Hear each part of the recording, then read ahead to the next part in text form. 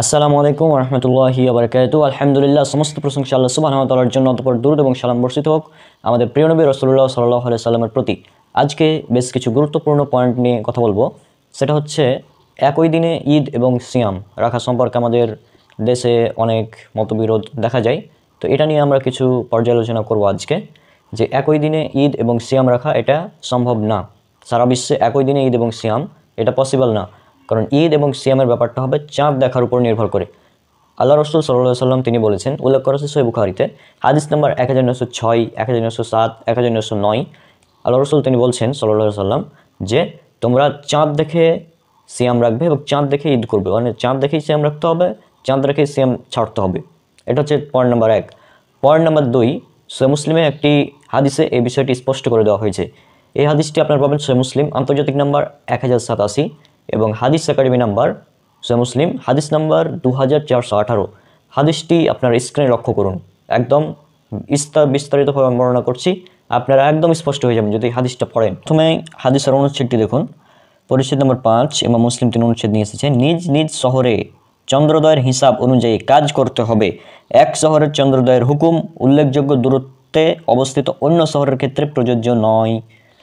তাহলে এই অংশ থেকে আমরা বুঝলাম যে ইমাম মুসলিম রাহিমাহুল্লাহ তিনি যে অনুচ্ছেদ নিয়ে এসেছেন যে এক শহরের চন্দ্রোদয় অন্য শহরের জন্য প্রযোজ্য নয়। এটা পয়েন্ট 8। আমি পরবর্তীতে বিষয়টি বিজ্ঞান দিয়ে ব্যাখ্যা করব, তখন আপনারা বুঝতে পারবেন। প্রথমে হাদিসটা লক্ষ্য করুন। ইয়াহিয়া ইবনু আইয়ুব, কুতাইবা ও ইবনু হুজুর রাহিমাহুল্লাহ, কুরাব রাহিমাহুল্লাহ থেকে বর্ণিত, হারিসের কন্যা উম্মুল ফাজল তাকে সিরিয়ায় মুয়াবিয়া রাদিয়াল্লাহু আনহু এর নিকট পাঠালেন। কুরাইব বললেন, অতঃপর আমি সিরিয়া পৌঁছে তার প্রয়োজনীয় কাজ সমাপন করলাম। আমি সিরিয়ায় থাকতেই রমজান এসে গেল। আমি জুমার রাতে রমজান দেখতে পেলাম। অতঃপর মাসের শেষ দিকে আমি মদিনায় ফিরে এলাম। আব্দুল্লাহ ইবনে আব্বাস রাদিয়াল্লাহু আনহু সিয়াম রোজা সম্পর্কে আলোচনা প্রসঙ্গে আমাদের জিজ্ঞেস করলেন, তুমি কখন চাঁদ দেখেছো? আমি বললাম, আমি তো জুমার রাতেই চাঁদ দেখেছি। তিনি পুনরায় জিজ্ঞেস করলেন, তুমি নিজেই কি তা দেখেছো? আমি বললাম, হ্যাঁ, অন্য লোকেরাও দেখেছে এবং সিয়াম ও রোজা পালন করেছে, এমনকি মুয়াবিয়া রাদিয়াল্লাহু আনহু সিয়াম ও রোজা পালন করেছেন। তিনি বললেন, আমরা তো শনিবার রাতে চাঁদ দেখেছি, আমরা পূর্ণ 30টি রোজা রাখবো, অথবা এর আগে যদি চাঁদ দেখতে পাই তাহলে তখন ইফতার করব। আমি বললাম, আপনি কি মুয়াবিয়া রাদিয়াল্লাহু আনহু এর চাঁদ দেখা ও সিয়াম রোজা পালন করাকে রমজান মাস শুরু হওয়ার জন্য যথেষ্ট মনে করেন না? তিনি বললেন, না, রাসূল সাল্লাল্লাহু আলাইহি সাল্লাম আমাদের এভাবেই চাঁদ দেখে সিয়াম রোজা পালন করার ও ইফতার করার জন্য নির্দেশ দিয়েছেন।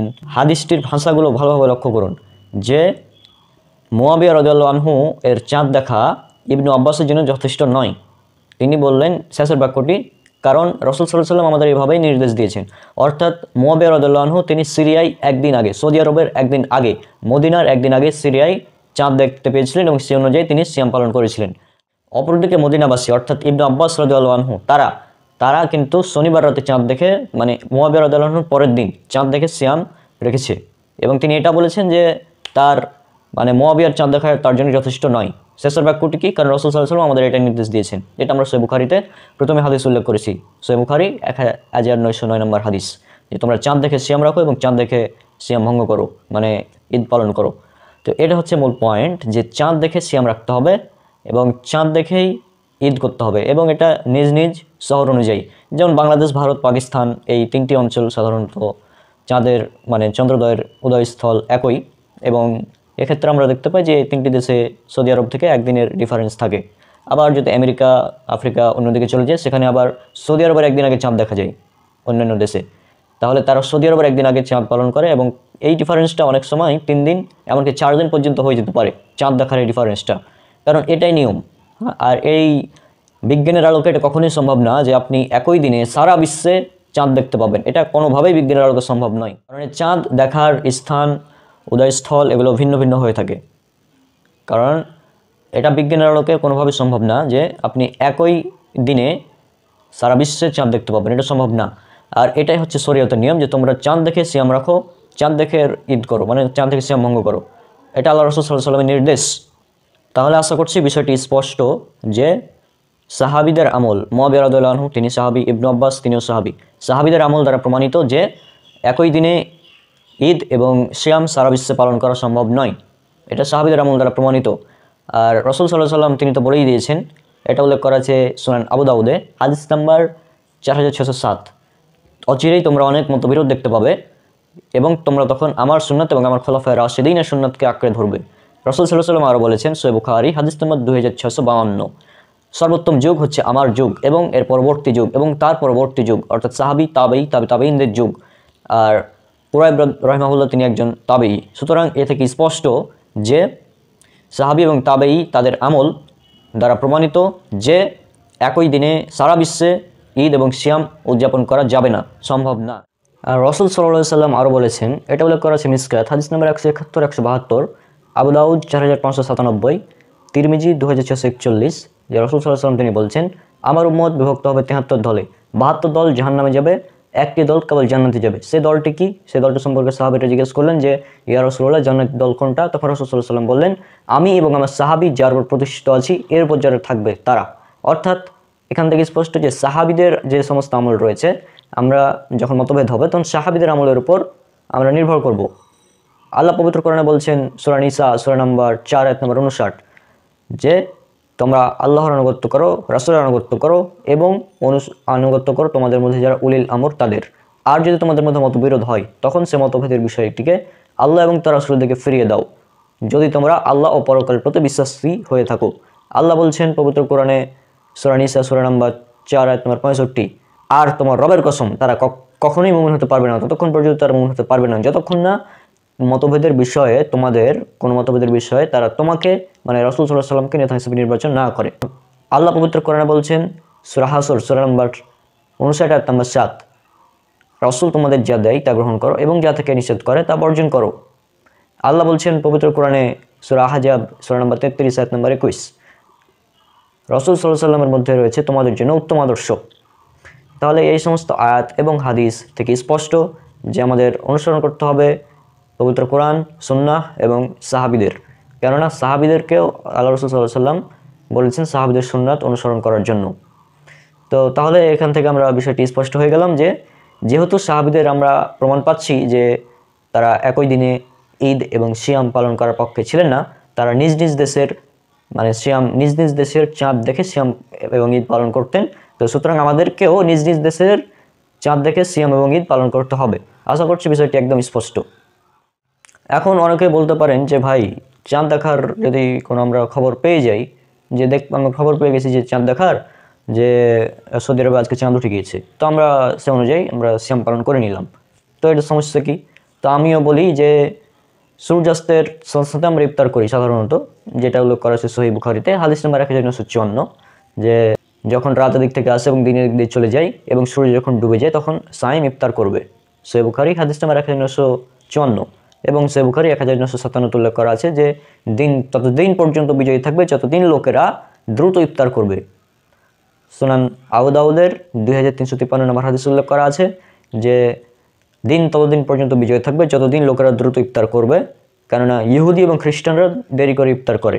তো আমরা সূর্যাস্তের সাথে ইফতার করি। এখন আমার কথা হচ্ছে, বাংলাদেশে ঢাকাতে সূর্যাস্তের টাইম একটা, চাঁপাইনবাবগঞ্জে সূর্যাস্তের টাইম আর একটা, রাজশাহীতে সূর্যাস্তের টাইম আর একটা, সিলেটে সূর্যাস্তের টাইমও আলাদা, মানে স্থানভিত্তিক সূর্যাস্তের টাইমগুলো আলাদা আলাদা।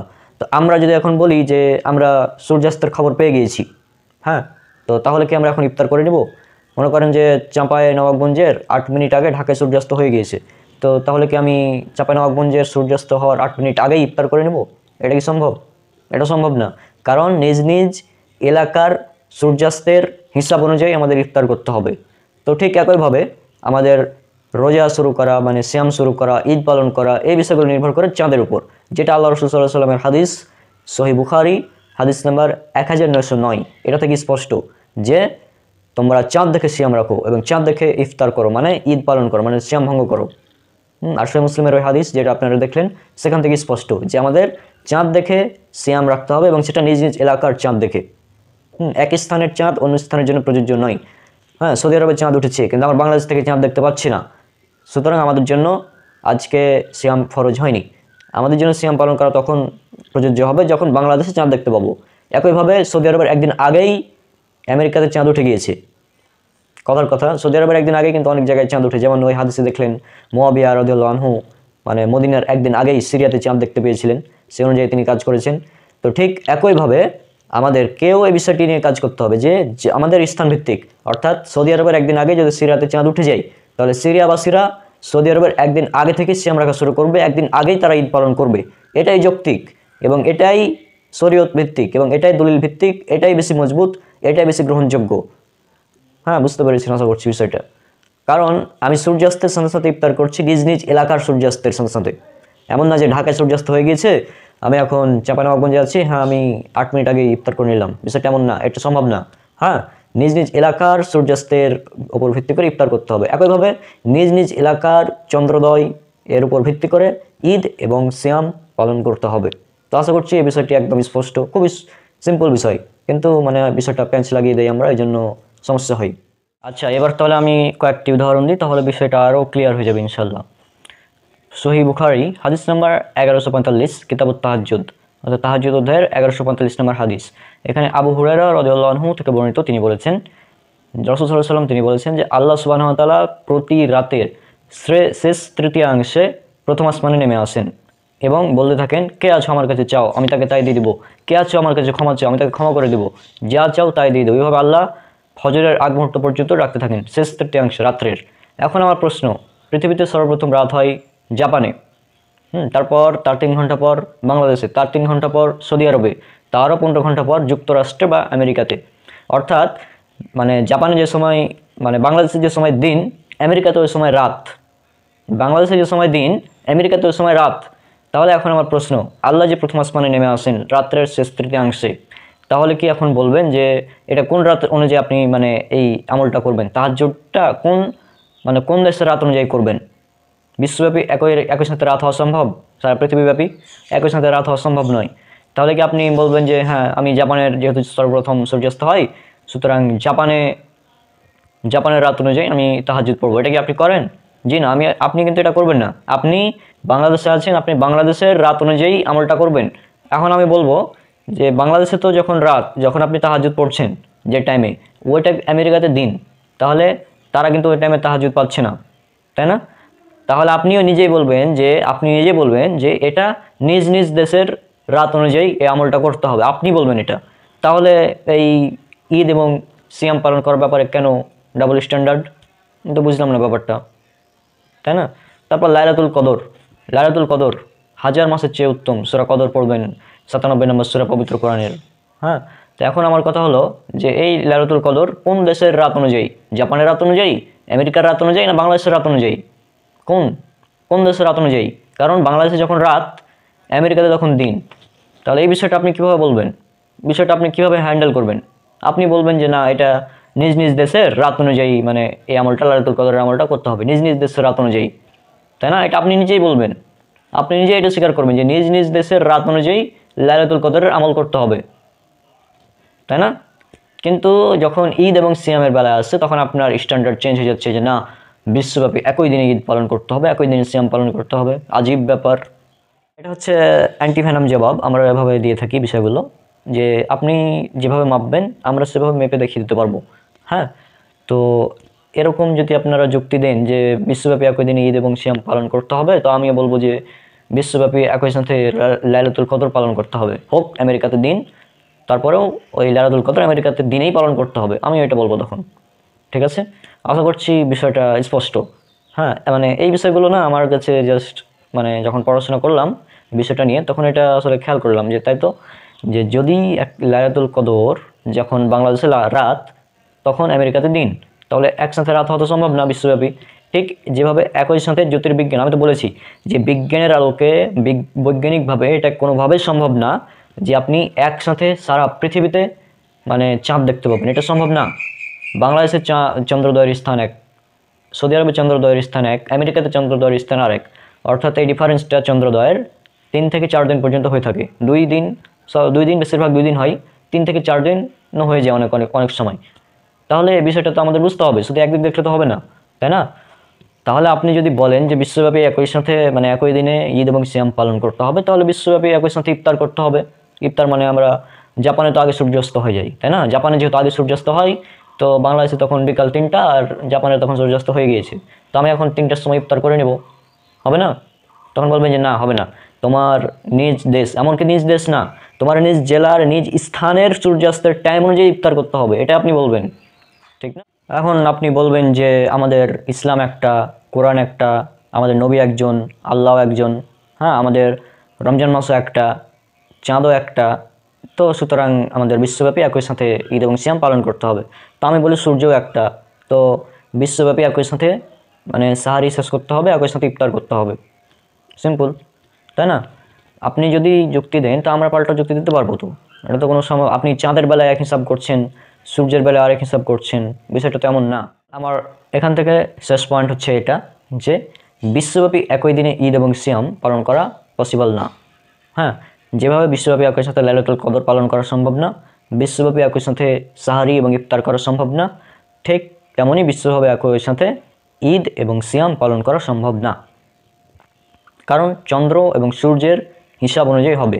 নিজ নিজ এলাকার চন্দ্রোদয়ের উপর ভিত্তি করে ঈদ এবং সিয়াম পালন করতে হবে, নিজ নিজ এলাকার সূর্যোদয় সূর্যাস্তের উপর ভিত্তি করে মানে সাহারি এবং ইফতার করতে হবে, নিজ নিজ এলাকার সূর্যাস্তের উপর ভিত্তি করে ইফতার করতে হবে। তো এটা হচ্ছে পয়েন্ট। এই বিষয়গুলো যদি আমরা ভালোভাবে লক্ষ্য করি তাহলে বিষয়টা ক্লিয়ার হয়ে যায়। এখন আপনি বলবেন যে বুখারীর হাদিসে তো আছে যে যখন রমজান মাস আসে তখন মানে জাহান্নামের দরজাগুলোকে বন্ধ করে দেওয়া হয়, জান্নাতের দরজা খুলে দেওয়া হয়, শয়তানগুলোকে বন্দী করা হয়। তো এটা মানে এটা সৌদি আরবের রমজান অনুযায়ী না আমেরিকার রমজান অনুযায়ী আপনি তো বলবেন তখন। সুতরাং রমজান মাস একটাই, একসাথে করতে হবে, যুক্তি। তো আমারও তো বললাম ওই যে একইভাবে যে লাইলাতুল কদর একসাথে পালন করা সম্ভব না। হ্যাঁ, কারণ আমেরিকাতে যখন রাত, বাংলাদেশে তখন দিন, বাংলাদেশে যখন দিন, আমেরিকাতে তখন রাত। আপনি একই সাথে লাইলাতুল কদর পালন কীভাবে করবেন? সম্ভব না তো। হ্যাঁ, তো আমি বলি যে এই বিষয়গুলো যে আল্লাহর প্রথম আসমানে নেমে আসা, হ্যাঁ, একই সাথে লাইলাতুল কদর হওয়া না হওয়া, তারপর এই যে আল্লাহর যে সৃষ্টির যে একটি সুন্দর নিয়ম, হ্যাঁ, পৃথিবীব্যাপী রয়েছে, যে একই সাথে কোনো জায়গায় সম্ভব না। আর টাইমের সিস্টেমটা কিন্তু আলাদা। আমি বলে দিই যে মহাকাশের টাইম এবং পৃথিবীর টাইম, এই সিস্টেমটা সম্পূর্ণ আলাদা। এটা আইনস্টাইনের থিওরি অফ রিলেটিভিটির যেটা টাইম ডাইলেশন আছে সেখান থেকে আমরা বুঝতে পারি। সায়েন্স দিয়ে যদি ব্যাখ্যা করতে চাই তাহলে এটা এভাবে হবে। হ্যাঁ, আমার একটা ভিডিও আছে কোরআন মডার্ন সায়েন্সের 2 নম্বর এপিসোড টাইম ডাইলেশন, সেটা দেখবেন, তাহলে বুঝতে পারবেন যে পৃথিবীর টাইম এবং মহাবিশ্বের টাইম এটা আলাদা। আর আল্লাহ সুবহানাহু ওয়া তাআলা তিনি টাইমের বাইরে, টাইম তার সৃষ্টি, তিনি টাইমের ভিতরে না, তিনি টাইমের বাইরে। সুতরাং আল্লাহ সুবহানাহু ওয়া তাআলার রাতে প্রথম আসমানে অবতরণ করা এগুলো গায়েবের বিষয়, এগুলো আমাদেরকে বোঝানো হয়নি যে কিভাবে তিনি আসেন। হ্যাঁ, সুতরাং এগুলো নিয়ে যারা প্রশ্ন করে এগুলো মানে অযৌক্তিক প্রশ্ন হয়ে যাবে। এগুলো ব্যাখ্যা করার কোনো প্রয়োজন নেই, যেহেতু আল্লাহ রাসূল সাল্লাল্লাহু আলাইহি ওয়াসাল্লাম আমাদের ব্যাখ্যা করে দেননি, আমাদের সেখানে মানে হাত দেওয়ার কোনো প্রয়োজন নেই। এটা আমাদের আকীদা বা বিশ্বাসের বিষয় যে আল্লাহ সুবহানাহু ওয়া তাআলা রাতের শেষ তৃতীয়াংশে প্রথম আসমানে নেমে আসেন, তিনি আমাদের ডাকতে থাকেন, আমাদের ক্ষমা করেন। লাইলাতুল কদরে মানে একসাথে এটা হয় না, লাইলাতুল কদর নিজ নিজ এলাকার রাত অনুযায়ী হয়। এই বিষয়গুলো সিম্পল। একইভাবে নিজ নিজ এলাকার চাঁদ অনুযায়ী আমাদের সিয়াম এবং ঈদ পালন করতে হবে। আশা করছি বিষয়টি স্পষ্ট, সিম্পল বিষয় ভাই, এটা নিয়ে এত প্যাঁচ লাগানোর কোনো প্রয়োজন নেই। তাহলে আশা করছি এই পয়েন্টটি আপনাদের নিকট ক্লিয়ার যে আমরা নিজ নিজ এলাকার চাঁদ দেখে সিয়াম রাখবো এবং নিজ নিজ এলাকার চাঁদ দেখে আমরা ঈদ করব। এখন আরও একটি গুরুত্বপূর্ণ পয়েন্ট এখানে চলে আসবে, এই আরও একটা মতবিরোধের বিষয়, সেটা হচ্ছে আরাফার সিয়াম নিয়ে। আরাফার সিয়াম নিয়ে একটা মতবিরোধ আছে যে জিলহজ মাসের 9 তারিখ যখন হাজিরা মক্কায় আরাফার মাঠে অবস্থান করে, সেটাকে বলা হয় মানে সেদিন যদি দোয়া করা হয় দোয়া কবুল হয়, এবং সেদিন আরাফার দিনে সিয়াম রাখার কথা হাদিসে উল্লেখ করা আছে। এখন কথা হচ্ছে সৌদি আরবে যেদিন জিলহজ মাসের 9 তারিখ, বাংলাদেশে সেদিন জিলহজ মাসের 8 তারিখ। হ্যাঁ, দক্ষিণ আফ্রিকা সহ বিভিন্ন দেশে সেদিন জিলহজ মাসের 10 তারিখ অর্থাৎ ঈদের দিন।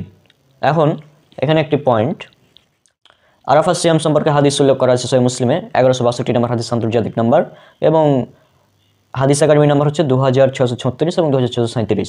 এই হাদিসে রাসূল সাল্লাল্লাহু আলাইহি ওয়াসাল্লাম তিনি বলছেন যে আর আরাফা দিবসের সাওম সম্পর্কে আমি আল্লাহর কাছে আশাবাদী যে তাতে পূর্ববর্তী বছর ও পরবর্তী বছরের গুনাহের ক্ষতিপূরণ হয়ে যাবে।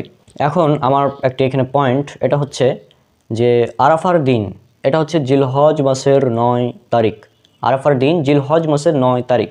এখন আমার প্রশ্ন, আমি যদি রমজান মাসের 27 তারিখ আরাফার মাঠে গিয়ে দোয়া করি তাহলে কি আরাফার মানে যে ফজিলত সেটাকে আমি পাবো? উত্তর হচ্ছে না, পাবো না। কারণ কি, জিলহজ মাসের আচ্ছা আরাফার মানে জিলহজ মাসের 9 তারিখ এটা হচ্ছে খাস আরাফার জন্য, কারণ আরাফার জিলহজ মাসের 9 তারিখে গিয়ে দোয়া করে আপনি সেখানে ফজিলত পাওয়া যাবে, কিন্তু আরাফার এই ফজিলত অন্য কোনো তারিখে পাওয়া যাবে না। কারণ ইয়ম মানে হচ্ছে দিন, ইয়ম ও আরাফা যেটা সেটা হচ্ছে জিলহজ মাসের 9 তারিখ। আর ইয়ামুন নাহার বা মানে কোরবানি করার দিন, ঈদের দিন, সেটা হচ্ছে জিলহজ মাসের 10 তারিখ। হ্যাঁ, তো এটা হচ্ছে মূল পয়েন্ট, যে আমি যদি জিলহজ মাসের 7 তারিখে গিয়ে আরাফার মাঠে দোয়া করি, আরাফার মাঠে যে ফজিলত সেটা আমি পাবো না।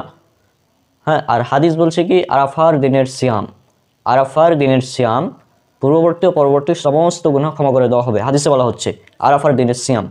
তাহলে এখানে উল্লেখ্য বিষয় ভালোভাবে লক্ষ্য করুন, আমি যদি আরাফার মাঠের 9 তারিখ ছাড়া অন্য কোনো দিন মানে এই ফজিলত নিতে চাই, তাহলে সেটা পাওয়া সম্ভব নয়, কারণ এটা আরাফার মাঠের সাথে সম্পৃক্ত নয়, এটা হচ্ছে ওই দিন ওই তারিখ এর সাথে সম্পৃক্ত, অর্থাৎ জিলহজ মাসের 9 তারিখ।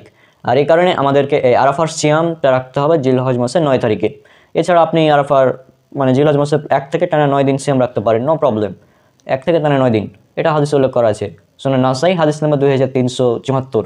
ইবনু খালিদ রাদিয়াল্লাহু আনহু এর স্ত্রী থেকে বর্ণিত, তিনি বলছেন যে আমার কাছে নবী সাল্লাল্লাহু আলাইহি সাল্লামের সাহাবীগণের মধ্যে কোনো একজন বর্ণনা করেছেন যে নবী সাল্লাল্লাহু আলাইহি সাল্লাম আশুরার দিন, জিলহজ মাসের 9 দিন এবং প্রত্যেক মাসের 3 দিন, মাসের প্রথম সোমবার ও 2 বৃহস্পতিবার সিয়াম পালন করতেন।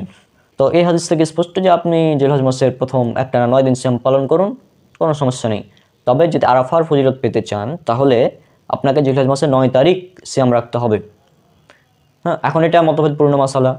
অনেকে বলছে যে না, যেদিন হাজিরা যে মানে আরাফার মাঠে অবস্থান করবে, অর্থাৎ জিলহজ মাসের সৌদি আরবে যেদিন জিলহজ মাসের 9 তারিখ, সেদিনই মানে সিয়াম পালন করতে হবে। তাহলে আমার প্রশ্ন, যারা আমেরিকা বা মানে অন্যদিকে থাকে, যারা সৌদি আরবের একদিন আগে চাঁদ দেখতে পায়, তারা কি ঈদের দিন সিয়াম রাখবে আরাফার? প্রশ্ন, এই প্রশ্নের কোনো উত্তর তারা দিতে পারবে না। হ্যাঁ, কারণ ঈদের দিন সিয়াম রাখা তো যাবে না, এটা সবাই একমত। হ্যাঁ, তো আমার এখানে হচ্ছে মূল পয়েন্টটা লক্ষ্য করুন, তাহলে বুঝতে পারবেন। এজন্যই বলা হচ্ছে যে নিজ নিজ শহরের চন্দ্রোদয় দেখে সিয়াম রাখতে হবে এবং ঈদ পালন করতে হবে। সিয়াম পালন করতে হবে নিজ নিজ দেশের চাঁদ অনুযায়ী। বাংলাদেশে যেদিন জিলহজ মাসের 8 তারিখ সেদিন সৌদি আরবে জিলহজ মাসের 9 তারিখ, সেদিন আমেরিকাতে জিলহজ মাসের 10 তারিখ। তাহলে আরাফার সিয়ামটা এই 3 দেশের মানুষ কোথায় কিভাবে রাখবে? এর একটাই সমাধান, জিলহজ মাসের 9 তারিখ হচ্ছে ইয়ামু আরাফা, অর্থাৎ আরাফার ফজিলত জিলহজ মাসের 9 তারিখ, এই তারিখের সাথে বিষয়টা সম্পৃক্ত। কারণ আমি যদি জিলহজ মাসের 2 তারিখে গিয়ে মানে আরাফার ময়দানে দোয়া করতে থাকি, আমি সেই ফজিলত পাবো না, আমাকে ওই জিলহজ মাসের 9 তারিখেই যেতে হবে সৌদি আরবের, তাহলে আমি সেই ফজিলতটা পাবো। আশা করছি বিষয়টা একদম স্পষ্ট আপনাদের নিকট। সুতরাং বিজ্ঞান এবং কোরআন, হাদিস, সাহাবীদের ইজমা ইত্যাদি দ্বারা প্রমাণিত যে একই দেশে মানে একই দিনে সারা বিশ্বে ঈদ এবং সিয়াম উদযাপন করা যাবে না, এটা সম্ভব না, এটা পসিবল না। হ্যাঁ, নিজ নিজ দেশের চন্দ্রোদয়, নিজ নিজ দেশের চন্দ্রোদয়ের তারিখ অনুযায়ী সিয়াম পালন করতে হবে, নিজ নিজ দেশের মানে তারিখ অনুযায়ী নিজ নিজ দেশের সিয়াম পালন করতে হবে, নিজ নিজ দেশের চাঁদ অনুযায়ী সিয়াম পালন করতে হবে। চাঁদ দেখে, মূল পয়েন্ট একটাই, তোমরা চাঁদ দেখে সিয়াম রাখো, চাঁদ দেখে সিয়াম ছাড়ো, চাঁদ দেখে সিয়াম রাখো, চাঁদ দেখে সিয়াম ছাড়ো, এটা হচ্ছে মৌলিক পয়েন্ট। সে বুখারী হাদিস নাম্বার 1909। এই হাদিস যদি আপনাদের মাথায় থাকে তাহলে সব বিষয় ক্লিয়ার হয়ে যাবে ইনশাআল্লাহ। হ্যাঁ, তো আশা করছি আজকে বিষয়টি স্পষ্ট। আর আরাফার দিনে সিয়াম এটাও রাখতে হবে জিলহজ মাসের 9 তারিখ, কারণ আরাফার ফজিলত এটা জিলহজ মাসের 9 তারিখেই পাওয়া যাবে। 8 তারিখে আপনি জিলহজ মাসের এই ফজিলত পাবেন না, বা 10 তারিখে পাবেন না। হ্যাঁ, আর সৌদি আরবে যেদিন হাজিরা মানে আরাফার মাঠে অবস্থান করে, সেদিন আপনি বিষয় মানে সেদিন কোনো জায়গায় ঈদের দিন, সেটা হবে না। সুতরাং এই ফজিলত পেতে হলে আমাদের জিলহজ মাসের 9 তারিখে আরাফার সিয়ামটা রাখতে হবে। আর একইভাবে আমাদের রমজান মাসের রোজ মানে শাওম এবং ঈদ এগুলো পালন করতে হবে নিজ নিজ দেশের চাঁদ অনুযায়ী, নিজ নিজ দেশের চাঁদ অনুযায়ী। মূল কথা হচ্ছে এটাই। আর যারা বিপরীত ধর্মী মতামত দেয়, তাদের মত তাদের দলীয় অনুযায়ী কাজ করছে, সমস্যা নেই, ইজতিহাদি মাসালা করতেই পারে। তবে আমাদের নিকট যেটা বেশি যৌক্তিক এবং দালিল ভিত্তিক মনে হয় সেটা আমরা উল্লেখ করলাম। এখন আপনাদের ইচ্ছা, আপনারা কি করবেন। আশা করছি এই মতভেদপূর্ণ এই বিষয়টি নিয়ে আপনারা কিছুটা হলেও বুঝতে পেরেছেন। আর মতভেদপূর্ণ বিষয়গুলোকে আমরা আসলে এভাবে হ্যান্ডেল করি। হ্যাঁ, মানে যেগুলো বিষয় মতবিরোধপূর্ণ সেখানে যেটা বেশি মানে সেফ, আমরা সেটাই করার চেষ্টা করি ইনশাল্লাহ। আর জিলহজ মাসের যে সিয়াম, সেটা নিয়ে আশা করছি আপনারা বুঝতে পেরেছেন। 9 দিন যদি টানা সিয়াম রাখেন এটাই উত্তম। তবে যদি আরাফার ফজিলত পেতে চান তাহলে আরাফার দিন মানে আরাফার দিন যেদিন 9 জিলহজ সেদিন সিয়াম রাখতে হবে। আপনি 8 জিলহজ সিয়াম রাখছেন আর আরাফার ফজিলত মানে নেওয়ার চেষ্টা করছেন, এটা বেশি যৌক্তিক না। যৌক্তিক সেটাই যেটা ইয়ামু আরাফা, অর্থাৎ জিলহজ মাসের 9 তারিখ। হ্যাঁ, কারণ এটা স্থানের সাথে না, এটা ওই তারিখের সাথে সম্পৃক্ত। কারণ আমি জিলহজ মাসের 2 তারিখে গিয়ে আরাফার সে ফজিলত পাবো না, এটা হচ্ছে মূল কথা। তো আশা করছি আজকে বিষয়টি স্পষ্ট। আর যারা আমার বিরোধী মতে রয়েছে, মানে এই ব্যাপারে কিন্তু সালাফদের মধ্যে ইখতিলাফ রয়েছে। অনেকে বলেছেন যে না, যেদিন আরাফার মাঠে হাজিরা অবস্থান করবে সেদিনই সিয়াম রাখতে হবে। তো হ্যাঁ, আপনারা রাখুন, সমস্যা নেই, নো প্রবলেম। হ্যাঁ, যেহেতু এটা ইখতিলাফি মশলা এবং ইজতিহাদি মশলা, তো এটা করা যায়, সমস্যা নেই। তো আমাদের কাছে যেটা সঠিক মনে হয় আমরা সেটা উল্লেখ করলাম। তো আজকে বিদায় নিচ্ছি, দেখা হবে পরবর্তী ভিডিওতে ইনশাল্লাহ। সব আমার জন্য অনেক অনেক দোয়া করবেন। আর রমজান মাস যেহেতু শেষ, আসছে শাওয়াল মাস। আর শাওয়াল মাসের 6টি সিয়াম সম্পর্কে আমার একটি ভিডিও আছে, সেটা আপনারা দেখে নেবেন ইনশাল্লাহ। তো আজকে বিদায় নিচ্ছি। আসসালামু আলাইকুম রহমতুল্লাহি ওয়া বারাকাতুহু।